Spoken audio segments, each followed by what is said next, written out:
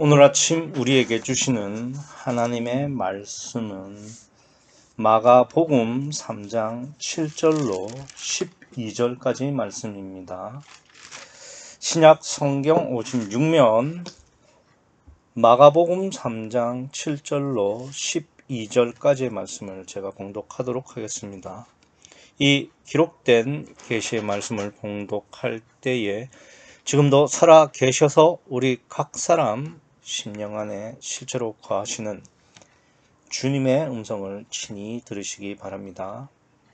예수께서 제자들과 함께 바다로 물러가시니 갈릴리에서 큰 무리가 좇으며 유대와 예루살렘과 이두메와 요단강 건너편과 또 두로와 시돈 근처에서 허다한 무리가 그의 하신 큰 일을 듣고 나오는지라.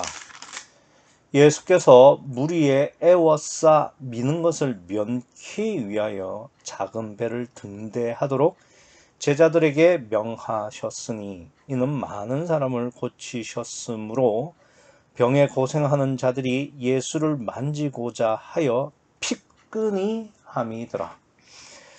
더러운 귀신들도 어느 때든지 예수를 보면 그 앞에 엎드려 부르짖어 가로되 당신은 하나님의 아들이니이다 하니 예수께서 자기를 나타내지 말라고 많이 경계하시니라. 아멘. 본문은 신학자들 사이에서도 좀 치열한 논쟁이 있는 본문입니다.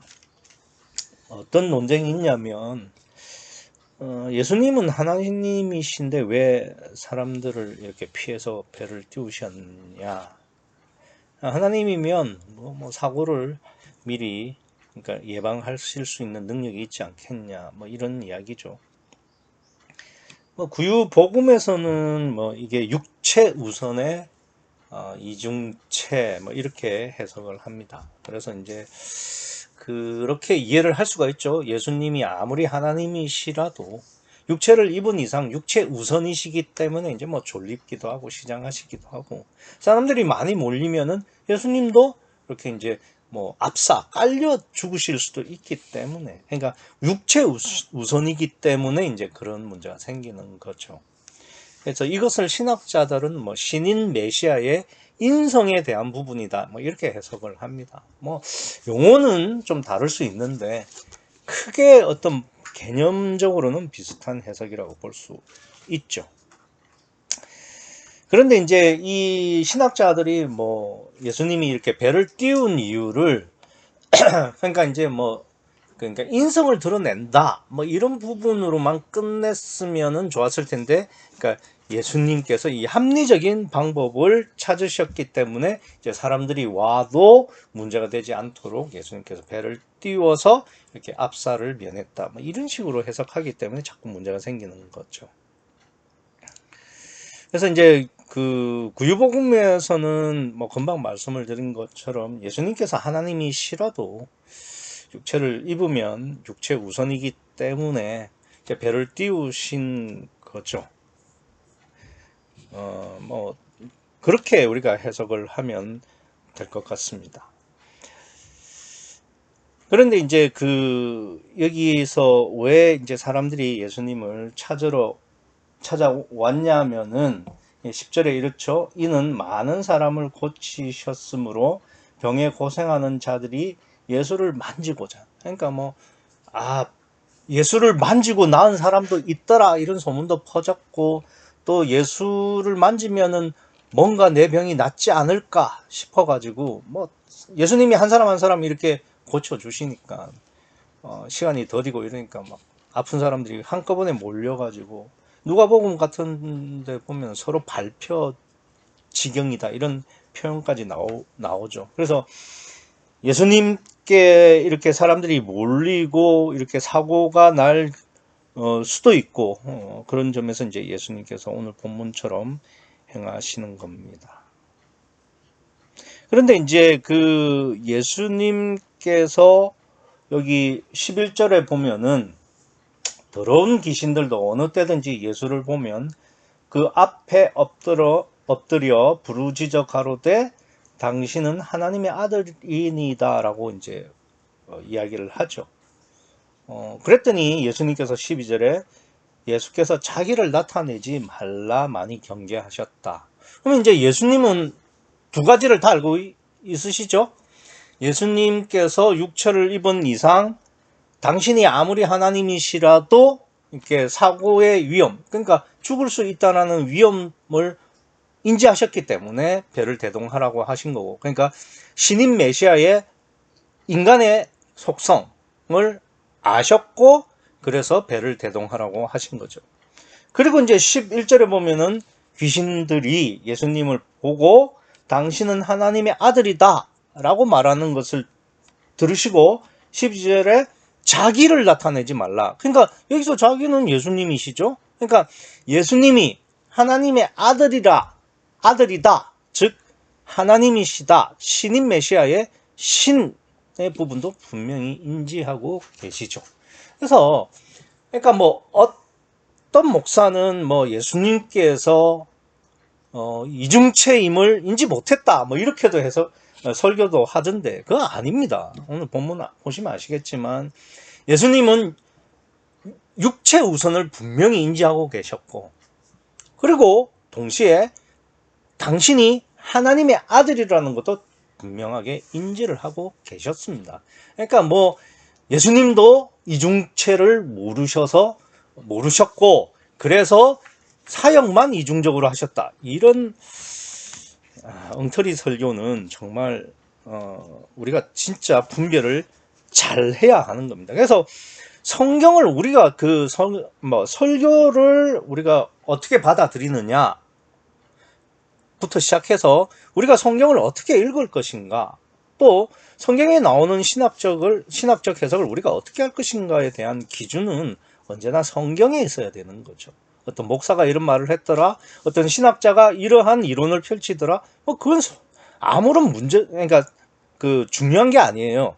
성경에서 예수님께서 오늘 본문처럼, 그러니까 사람들이 많이 몰리면은, 그러니까 사고가 생기고, 심지어는 육신의 목숨까지도 위태로울 수 있다는 것을 아셨기 때문에, 그러니까 본인이 육체를 입은 육체 우선적 존재라는 것을 아셨기 때문에 배를 대동시켰고, 그 다음에 그렇지만 이 귀신들이 그러니까 당신의 정체성, 하나님의 아들이라는 것을 말했을 때는 그걸 분명히 아시고 못하도록 엄히 경계하셨다 이겁니다. 그러니까 예수님은 신인 메시아이심을 당신 스스로 너무 잘 알고 있었고, 구유복음의 표현대로 하면은 이중체, 육체 우선의 이중체를 정확하게 알고 계셨다 이렇게 봐야 되는 겁니다.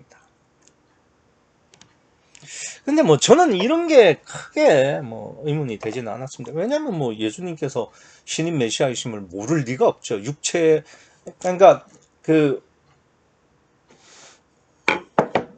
예수님께서 이미 이 땅에 성육신 하실 때부터 이미 그러니까 신인 메시아의 이중체로 오신다는 거 다 알고 오신 거죠. 그걸 가지고 이걸 또 다르게 해석하고 왜곡하는 것은 그것은 정말 잘못된 것이고 그걸 우리가 분별해 내야 되는 겁니다.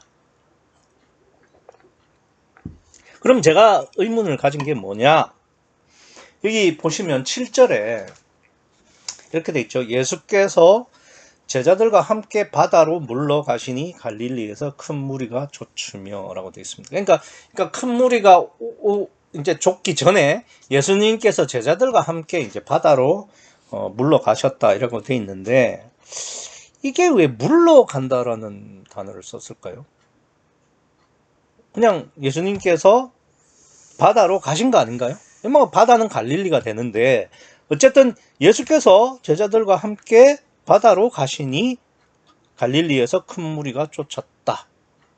그러니까 이 바다는 갈릴리 호수 바다를 말하는 거고, 갈릴리는 그 바다를, 그러니까 갈릴리를 둘러싸고 있는 그 갈릴리 주변 지역을 말하는 겁니다. 거기서 쫓았다 이거예요. 그러면 예수님께서 그냥 갈릴리 호수로 가신 거지, 바다로 가신 거지, 왜 물러난 겁니까? 저는 이런 게 좀 의문이 되는 거예요.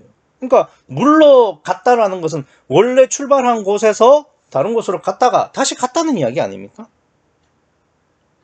실제로 마가복음 2장 13절부터 예수께서 다시 바닷가로 나가심에 바닷가에 가신 거예요. 거기서부터 이제 그 다음에 보면은 레위를 부르시고, 그죠? 그리고 그 세리와 죄인들과 함께 잡수시고, 그 다음에 18절에 안식일 논쟁, 그러니까 제자들이 밀 이삭을 그러니까 비벼 먹는 그 전에 안식일 논쟁을 해서 예수님께서 그 신랑을 빼앗길 날이 있다. 거기서부터 시작해서 23절에 이제 제자들이 안식일 논쟁을 하고, 그리고 3장으로 넘어가서 한편 손 마른 사람의 표적까지 행하신 겁니다. 그리고 나서 2장 13절에서 이 바닷가에서 출발해서 다시 바닷가로 가신 거죠. 실제로 물러났다라는 말이 사실 정확히 번역이 된 건 맞죠. 그런데 그냥 물러갔다고 안 하고 그냥 갔다고 하면 안 되나요? 왜 굳이 물러갔다라는 말로 표현을 하셨을까? 저는 이게 궁금했던 거죠.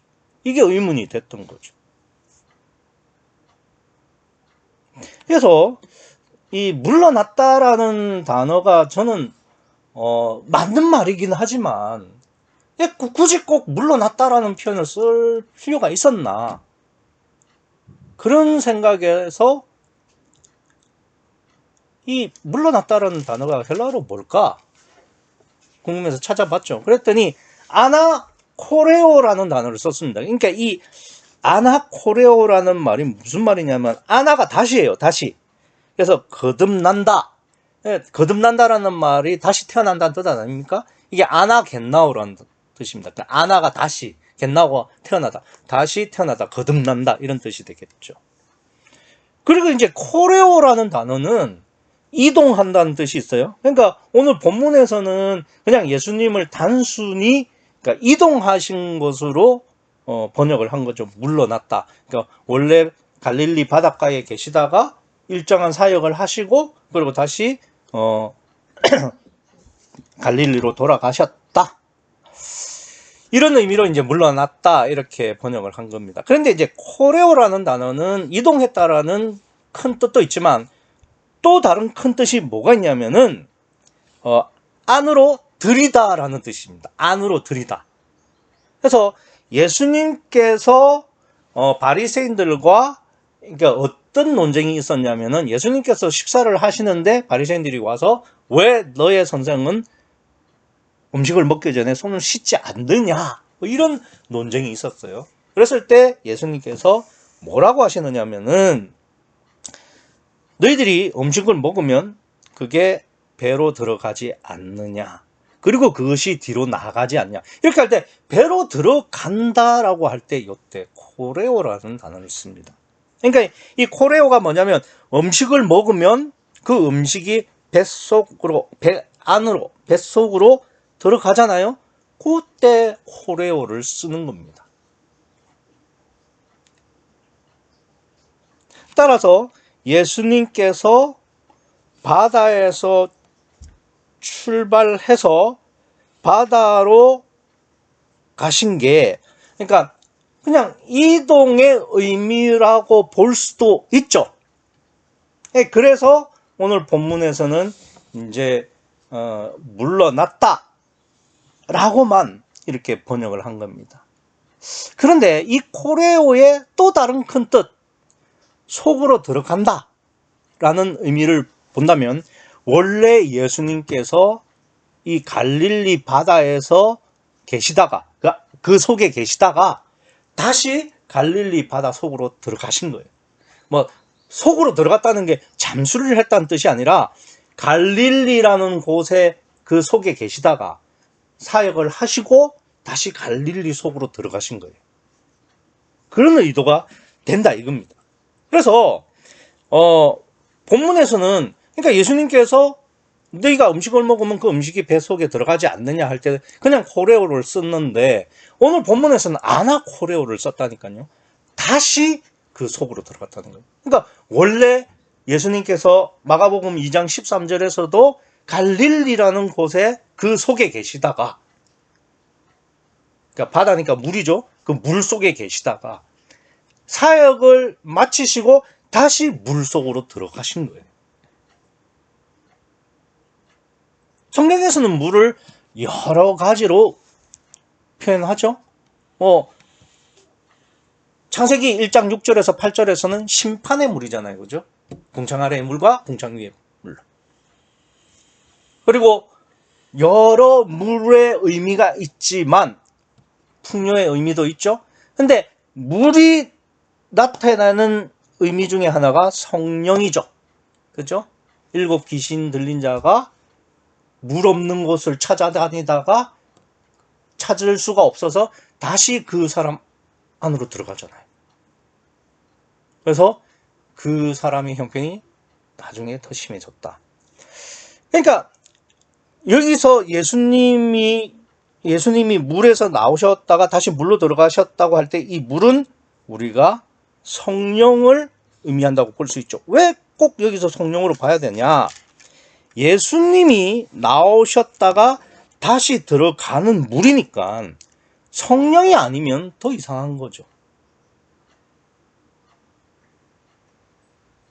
그래서 육체 우선의 신인 메시아이신 예수님은 성령 안에 계시다가 잠깐 나오셔가지고 사역을 하시고 다시 성령 속으로 들어가시는 그러한 모습을 오늘 본문에서 보여주고 계시는 겁니다. 그러니까 예수님은 당신이 육체 우선의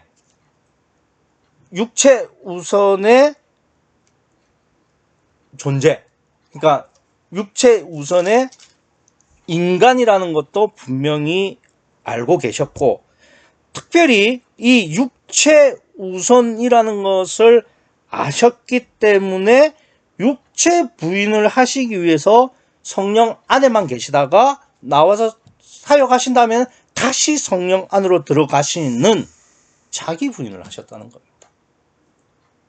그러니까 단순히 지리적으로 갈릴리에 계시다가, 갈릴리 호숫가에 계시다가 나오셔서 표적과 이적을 행하시고 다시 갈릴리 호수 근처로 가셨다, 이런 의도가 아니고, 예수님은 분명히 자기 자신이 육체를 입은 육체 우선적 존재라는 것을 아셨죠. 그렇기 때문에 원래 처음부터 성령 안에 계시기를 원하시면서 육체 부인을 하셨고, 그리고 나오셔서 표적을 행하시는데 또 가르치시기도 하는데, 그게 사실은 예수님이 하신 게 아니라 성령이 하셨다라는 것을 말씀을 하시고, 그리고 그 사역이 끝나자마자 예수님께서는 다시 성령 속으로 자기를 부인하러 성령 속에 들어가셨다, 이런 이야기가 된다는 거죠. 근데 저는 이런 이야기로 보이는데 다른 분들은 크게 이게, 그러니까 물러갔다라는 이야기가 그냥 왔다가 간 거니까 물러간 거지라고 주석들이나 주석에서는 별로 다루지도 않습니다. 그래서 그렇게 생각하는 것 같아요. 그러나 제가 볼 때는 이것은 예수님께서 자기 부인을 위한 오직 성령을 말씀하시는 로고스다, 저는 그렇게 보입니다. 여기까지는 그래도 이제 고민을 하면 답을 얻을 수 있다고 생각합니다. 물론 헬라어 아나코레오를 알면 더 정확하게 알 수 있지만, 그 몰랐어도 아니 물러났다는 것이, 아니 어디에서 출발했다가 다시 돌아가는 거잖아요. 그죠? 그러면은 이 물과 연결을 해서, 바다라고 했으니까 물과 연결을 해서 예수님께서 물 속에서, 그러니까 물에서 나오셨다가 다시 물로 들어간다는 게, 이 물이라는 게 어떤 의미냐? 생명이다? 그럼 성령이죠. 그러면 성령에서 출발하셔서 성령으로 다시 돌아가는구나. 그러면 예수님께서 자기를 부인하시는 의미가 된다. 이거는 그러니까 신학적으로 정교하게 헬라어를 따져가면서 이렇게 하지 않았어도 근본적으로는 같은 이야기가 된다 이 말입니다. 그러나 이제 제가 진짜 오늘 본문에서 조금 어렵고 힘들었던 의문은 무엇이냐? 8절입니다. 8절을 보시면 여러분들은 8절이 별것 아닌 것처럼 보이실 수 있어요. 그러니까 보시면 큰 무리가 쫓았는데 그 무리가 유대와 예루살렘과 이두메와 요단강 건너편과 또 두로와 시돈 근처에 허다 무리가 그의 하신 큰 일을 듣고 나오는지라 이렇게 되어 있잖아요. 그렇죠? 그러니까 이게 이제 유대와 예루살렘은 우리가 막 많이 들어봤으니까 알겠는데 이두메 조금 아리까리합니다. 그리고 이제 요단강 건너편은 뭐 한 번씩 들어보기도 했죠. 제가 말씀드리면 거기라고 할 수도 있는데 그라사 지방이 요단강 건너편이에요. 그러니까 요단강 건너편과 또 두로와 시돈 어디서 많이는 들었죠. 그죠? 구약서부터. 근데 이제 두로와 시돈이 뭐 어떤 곳인지는 정확히 알 수가 없습니다. 그러니까 이제 그냥 뭐 여러 곳에서 왔구나. 뭐 이스라엘과 이스라엘 근처 뭐 이런 지역들에서 왔구나. 이렇게 넘기실 수 있습니다. 그런데 이제 저는 이게 좀 이상한 거예요. 뭐 왜 이상하냐? 뭐 제가 가재미 눈을 뜨고 막 삐딱하게 보려고 한 게 아니라 저는 읽으면서 납득이 안 되는 겁니다. 왜 그러냐면 지금 유대와 예루살렘에서 예수님을 찾아온 거는 뭐 당연한 거죠. 두말하면 잔소리가 됩니다. 그런데 이제 이두메가 어디입니까? 이두메라는 거는 이제 헬라식 발음이고요. 히브리식 발음을 하면 에돔입니다. 에돔 하면 뭐가 생각납니까? 에서의 자손들이 에돔이죠. 그래서 이제 이 에서의 자식들이 에돔으로 한 민족을 이루겠다. 하나님께서 그렇게 말씀도 하셨고요. 그래서 이제 근본적인 뿌리를 찾아가면은 야곱의 형이면서 이삭의 아들이죠. 그렇기 때문에 뭐 이스라엘과 완전히 관계가 없다고 말할 수는 없죠. 그런데 문제는 뭐냐면은 야곱과 에서는 둘이 이렇게 헤어진 다음에는 수천 년 동안 서로 아무 관계 없이 지냈어요. 그러니까 아무 관계 없이 지냈다는 것은 그냥 뭐 무슨 아무런 그런 접촉이 없었다는 이야기냐 그런 게 아니라 이 둘의 공유점이 전혀 없었습니다. 무슨 말이냐면은 이 에돔 즉 이두메는 사사 시대부터 시작해서 바벨론 포로 때까지, 그러니까 유대가 멸망할 때까지 계속해서 에돔과는 전쟁을 벌였습니다. 마치 다른 민족처럼 아예 그냥 한 뿌리가 아닌 것처럼 그냥 진짜 줄기차게 치고받고 싸웠습니다. 그러니까 다윗과 솔로몬 때 잠깐 복속을 시켰죠. 그 이후로는 이스라엘이 유대가 많이 피해를 받기도 하고 막 그랬죠. 그래서 바벨론 포로로 잡혀갈 때까지 싸웠습니다. 이 둘은. 그러다가 이제 신약 시대 때 지금 예수님 당시에 이 헤롯 일가가 이 이두메 에돔의 후손입니다. 그렇게 연결이 돼 있어요. 그러나 사실상 수천 년 동안 이들에게 있어서 공통점은 전혀 없어요. 생활이나 문화나. 제일 큰 문제는 뭐냐면은 유대와 이스라엘은 여호와 하나님을 섬겼지만 이 에돔은 자기들의 신을 섬겼습니다. 그렇기 때문에 전혀 관계없는, 그러니까 그냥 뿌리를 따져보면은 이삭의 같은 형제인 야곱과 에서이지만 실질적으로는 전혀 관계가 없는, 특별히 영적으로는 그냥 이방입니다. 이방. 그리고 그 다음에 이렇게 나오죠. 요단강 건너편. 요단강 건너편이 어디냐면은 아까 제가 말씀드렸죠. 거라사 지방을 포함한 우리가 한 번쯤은 들어봤을 데가볼리. 이 데가볼리는 데카폴리스라는 헬라어를 이제 이렇게 음차를 한 건데, 그러니까 데카가 10개예요. 폴리스가 도시가 되고. 그러니까 요단강 건너편에 10개의 도시, 마을이 있었던 거죠. 그 중에 하나가 거라사가 되고요.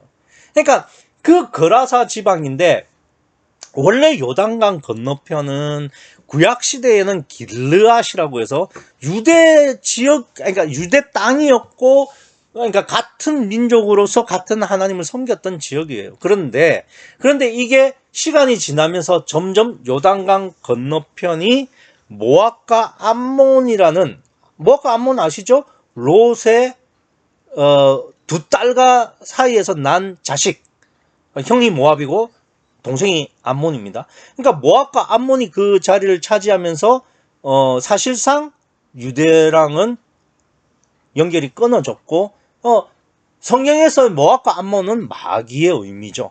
거기다가 그 데카볼리라는 그 지역에는 로마인들이 많이 살았기 때문에 원래는 유대인 땅이고 유대인들이 살았지만 거기선 점점 이제 유대인들이 없어지고 거의 이방화된 지역을 말합니다. 그래서 요단강 건너편은 원래는 유대 땅이었지만 이방화된 지역. 우리로 요즘 따지면 뭐 차이나타운 이렇게 보시면 되겠죠. 뭐 그 서울에도 보면 구도 지역 공단에는 뭐 거의 중국인들만 산다면서요. 뭐 그런 식이에요. 그리고 이제 마지막에 여기 보시면은 두로와 시돈인데, 두로와 시돈은 아예 이스라엘이 한 번도 유대인들이 거기서 산 적이 없는 말 그대로 이방 지역이에요. 그러니까 원래는 그래요. 원래는 하나님께서 가나안을 들여보낼 때 여호수아에게 두로와 시돈 지역까지를 주셨어요.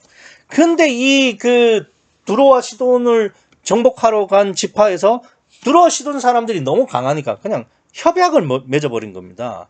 그래서 영원히 그 땅이 유대인 땅이 되질 못했던 거죠. 그러니까 이 두로와 시돈은 아예 처음부터 유대의 땅이 되었던 적도 한 번도 없고, 그곳에는 유대인들이 살지 않고 그 토착민들이 사는 거예요. 그러니까 아예 이방인이죠.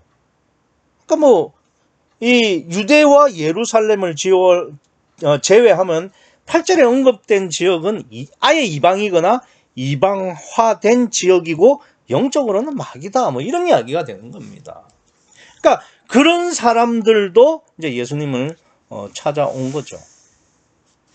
지난번에 뭐 그러니까 뭐 예수님이 이스라엘에 잃어버린 양만 찾아오신 거 아니냐, 뭐 그래.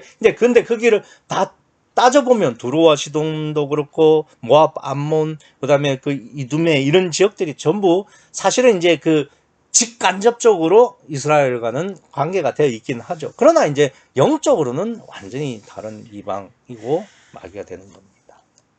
그럼 뭐가 이상하다는 거냐? 근데 여기서 꼭 포함되어야 할 유일한 지역이 빠져 있습니다. 어느 지역인지 혹시 아시겠습니까? 반드시 포함되어야 하는데 빠진 지역이 바로 사마리아입니다. 사마리아는 왜 빠졌을까요? 사마리아는 혼혈 정책으로 뭐 거의 뭐 유대인들이, 그러니까 이방인들보다 더 가정스럽게 보니까. 물론 그렇긴 한데 한때 같은 민족이었고 같은 나라였고 구약을 공유했습니다. 그런데 한 번도 뭐 살아본 적도 없고 아예 이방인 두로와 시돈도 포함시키고, 그 영적으로는 아예 성경에서는 마귀로 지목하는 모압과 암몬도 이렇게 포함하는데 왜 사마리아는 빼나요? 저는 이게 이해가 안 됐던 겁니다. 왜 사마리아를 뺐지? 물론 성경이 의도적으로 뺀 건 아니죠. 왜 그러냐면 8절 보시면 이렇게 있잖아요. 유대와 예루살렘과 이두메와 요단강 건너편과 또 두루와 시돈 근처에서 허다한 무리가 그의 하신 큰 일을 듣고 나오는지라. 그 사람들이 온 거지 뭐 성경이 일부러 야 사마리아는 오지 마 이렇게 한 건 아니니까요. 그러나 제가 말씀드리는 거는 이거예요. 실제로 이 사람들이 왔다고 해도 그러면 성경이 유대와 예루살렘과 각처에서 사람들이 왔더라. 뭐 이렇게 하면 되는 거 아닙니까? 그런데 일부러 하나씩 다 열거해놓고 사마리아는 실제로도 안 왔지만 빼신 거예요. 그러니까 왜 이러시냐는 거죠.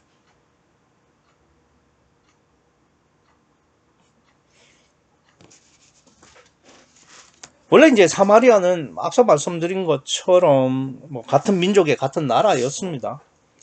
그런데 이제 남유다, 북이스라엘 때부터 이렇게 갈리기 시작해요. 그러니까 처음에는 이제 뭐 나라만 갈렸지만 나중에는 어떤 문제가 생겼냐면은 유대인들의 가장 큰 절기는 6월절 아닙니까? 6월절. 근데 6월절은 그러니까 성전이 있는 예루살렘에 가서 그러니까 이게 제사를 지내야 되는 거예요. 그런데 그 북이스라엘 사람들은 예루살렘이 남유다에 있다 보니까 갈 수가 없는 거예요. 그런데 이제 그 유월절을 지키려고 하는 북이스라엘 사람들이 자꾸 국경을 넘어서 예루살렘에 가는 거예요. 그러니까 북이스라엘 왕들이 그걸 탐탁치 않게 여기고, 그러니까 남쪽으로는 베델, 북쪽으로는 단 지역에다가 제단을 만들어 놓습니다. 그래서 거기서 그러니까 예배를 드려라, 제사를 지내라. 그랬더니 북이스라엘 사람들이 처음에는 예루살렘으로, 그 두 곳에 제단이 있음에도 불구하고 예루살렘으로 가요. 그런데 시간이 지나면서 점점 그냥 단과 베델에서 제사를 지내는 사람들이 늘어나기 시작하면서, 그러면서 여호와 말고도 그러니까 우상을 섬기기 시작하는 겁니다. 그러면서 이 북이스라엘, 즉 사마리아와 남유다는 갈리기 시작합니다. 영적으로 갈리기 시작하죠. 그래서 그러다가 이제 아수르에 의해서 북이스라엘이 먼저 멸망을 하게 되죠. 그러면서 아수르의 정책이 혼혈 정책이고 그곳에 있는 북이스라엘 사람들을 데리고 포로로 데려가요.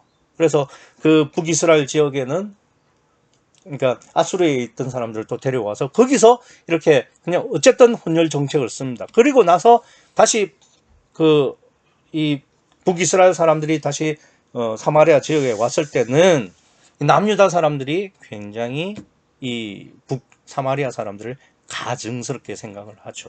그 가증스럽게 여기는 것에 대해서 사마리아 사람들은 남유다 사람들을 또 원수처럼 대합니다. 그러니까 이게 문제가 되는 게 뭐냐면은 같은 역사와 같은 나라를 공유했던 민족이 그러니까 서로 미워하기 시작하니까 다른 민족보다 더 심한 거예요. 더 원수지간이 되는 거죠. 마치 우리 남한과 북한 사이랑 좀 비슷하다 이렇게 보시면 되겠죠. 그래서 결국 믿음까지 변질이 되는데, 그러니까 예수님이 유대 지역에서 나오니까 이 사마리아 사람들은 묻지도 따지지도 않고 예수님을 메시아가 아니라고 생각을 하는 거예요. 메시아 되심을 거부하는 거예요. 제가 그 묵도 시간에 요한복음 4장 20절 이하를 읽어드렸는데, 그때 이 예수님께서 만난 사마리아의 여인이 얼마나 심령이 가난하고 예수님이 보시기에 심령이 굉장히 예쁘셨죠. 그런데 그렇게 가난한 심령인 그 사마리아 여인조차도 어떻게 말을 하냐면 요한복음 4장 20절에 보면 이렇게 나옵니다. 우리 조상들은 이 산에서 예배를 하였는데 당신들의 말은 예배할 곳이 예루살렘에 있다 하더이다. 이 여인조차도 우리, 당신 이렇게 나누고 있는 거예요. 그러니까 이 여인도 예수님을 만나기 전까지는 남유다에서 메시아가 나올 거라고 생각을 안 하는 거예요. 그래서 수천 년을 같은 하나님을 섬기고 메시아를 기다렸던 이 사마리아인들이, 그러니까 그 이후에 유다와 갈등하고 반목한 다음에는 유대 출신 메시아는 절대 인정할 수 없다가 되는 겁니다. 제가 말씀을 드리려고 하는 것은 바로 이 점입니다. 육체가 얼마나 강력하냐면 자신들의 영적 구원을 주실 메시아까지도 거부하는 거예요. 이유는 단 하나죠. 야, 유대 출신의 메시아가 우리를 어떻게 구원해? 이거예요. 단지 예수님께서 유대 출신이란 그 이유 하나만으로 참 메시아가 오셨음에도 불구하고 눈 감고 귀 막고 인정 안 하는 겁니다. 그러니까 8절을 보시면은 이두메, 완전한 이방입니다. 요단강 건너편 모압과 암몬은 아예 마귀예요. 두로와 시도는 이스라엘이었던 적이 없는 이방이에요. 그런데도 온다 이거예요. 그 사람들이 예수님을 메시아로 믿고 왔다고 볼 수는 없지만, 자기 병 고치러 오긴 했지만, 어쨌든 예수님을 찾아오는 거예요. 그런데 사마리아 사람은 지금 내가 꼴딱꼴딱 죽어 넘어가도 내가 유대 사람한테는 안 고치면 안 받는다 이거예요.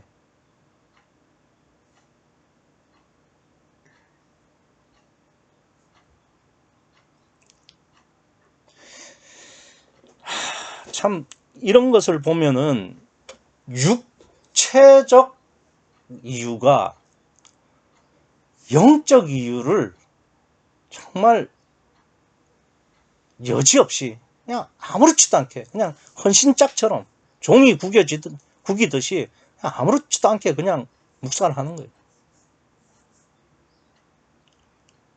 그래서 예전에는 영적 원리가 이랬다라고 말하던 목사가 지금은 정말 육적 이유 때문에 선교를 해야 되겠다라는 조급함, 내가 아니면 안 된다라는 복음 전달의 절대성, 이것 때문에 복음을 비틀고 성경을 왜곡하는, 참 이게 우리가 어떻게 보면은 별것 아닌 것 같지만 이 사마리아인들이 안 오는 것을 보면 정말 잘 알 수 있는 거예요. 이에 비해서 11절의 귀신들을 한번 보세요. 더러운 귀신들도 어느 때든지 예수를 보면 그 앞에 엎드려 부르짖어 가로되 당신은 하나님의 아들이니이다 하니. 얘네들은 예수님이 표적을 고하고 예수님이 육체를 입고 상관없죠. 영적인 것만 관심이 있는 거예요.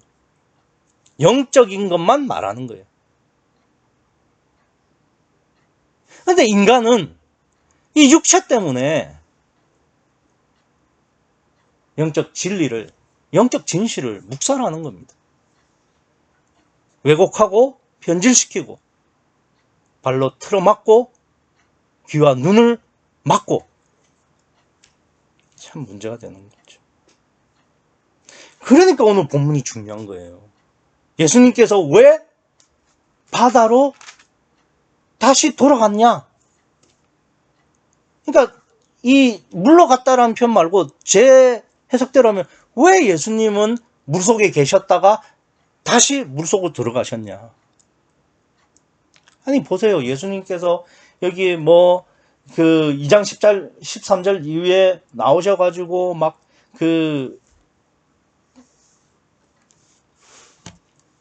한편 손 마른 사람을 이렇게 고치고 이러면 사람들이 얼마나 우아하겠습니까? 여기 오늘 본문에서 예수님을 찾아온 사람들도 예수님께서 허다한 병자를 고쳤으니까, 귀신을 내쫓았으니까 찾아오는 거 아닙니까? 그러니까 예수님 입장에서는 11절처럼 이 귀신이 당신은 하나님의 아들이시니다 그러면 얼마나 자부심이 생기고 어깨가 올라가겠습니까? 그런데 예수님은 오늘 본문에 보시면 아시는 것처럼 다시 갈릴리로 들어가시는 거예요. 왜? 오직 성령을 위해서. 다시 말씀을 드리면 예수님이 자기를 온전히 부인하시기 위해서 다시 들어간다 이거예요.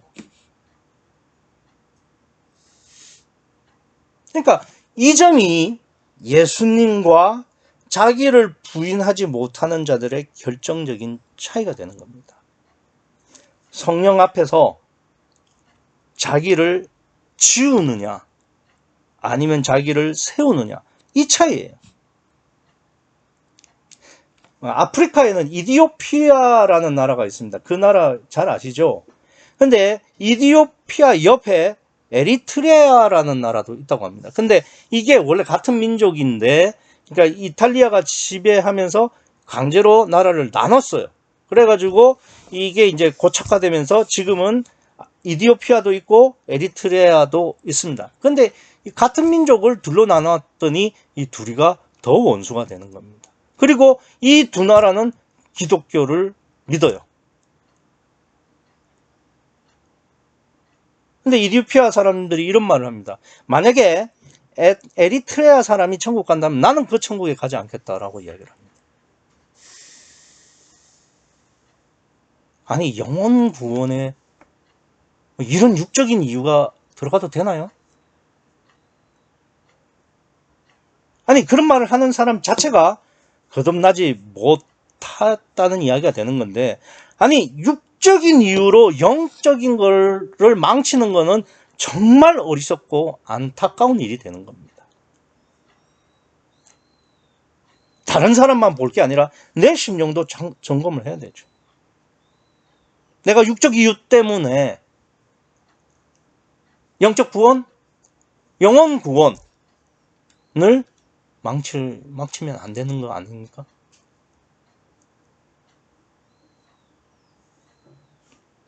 그러니까 내가 육적인 것에 조금이라도 문제가 생긴다고 하면은 예수님처럼 내가 죽을 수 있는 곳, 나를 부인할 수 있는 곳, 오직 성령인 곳으로 가야 되는 거예요. 예수님께서 사역을 하시다가 잠깐 사역하시고 다시 가시는 이유가 뭔데요? 예수님은 하나님이시기 때문에 성령, 그것도 성령보다 위계가 높은 제2격의 하나님이시기 때문에 충분히 성령 없이 역사하실 수 있습니다. 그럼에도 불구하고 제1격의 성부 하나님의 원대로 하시기 위해서 자꾸만 오직 성령을 위해서 자기를 지우러 가시는 거예요. 그걸 우리가 해야 된다고요. 그걸 못하면 자꾸 성경을 바꾸고 왜곡하고 자꾸 문제를 일으키는 겁니다.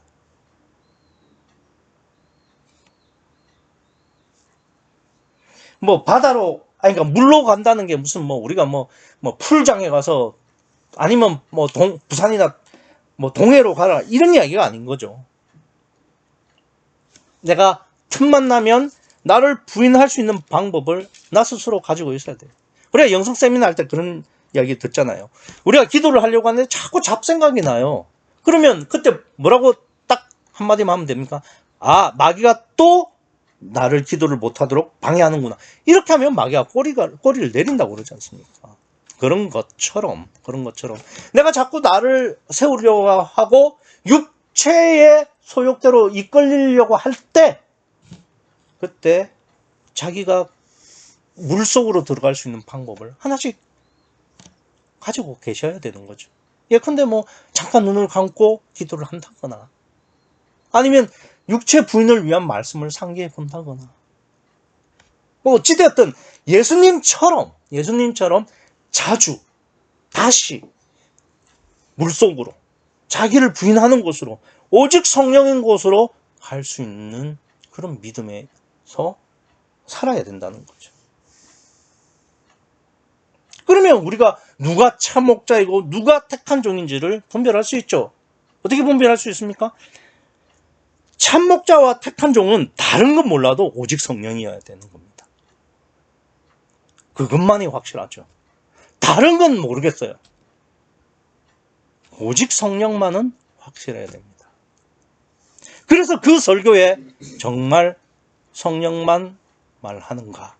요것만 보면 되는 거죠. 다른 사람뿐만 아니라 내 심령을 분별할 때도 내가 정말 오직 성령을 위한 삶을 살고 있느냐 아니냐 그것만 분별하십시오. 내가 오직 성령을 위해서 살지 못한다? 그럼 자기 부인을 위해서 기도하십시오. 하나님께서 알려주실 거예요.